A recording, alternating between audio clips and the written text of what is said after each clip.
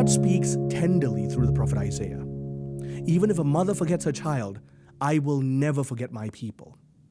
Why? Because the love of God outlasts even human capacity. Jesus becomes a manifestation of that divine love and divine authority. The Father pours forth his divine life and love through the Son. Judgment belongs now to the Son of God, who not only is just judge, but he's also our divine healer and divine restorer of our flourishing.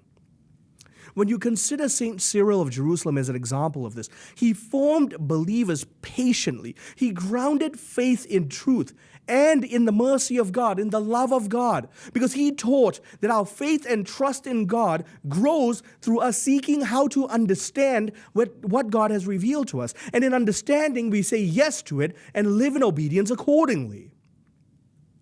This season of Lent is a reassurance for all of us who are miserable and who are weary inside. And that's all of us. The love of God sustains us, especially when our human strength falters. Our life remains securely in the hands of the Father, who will never fail us if we call upon him. So call upon him and trust him.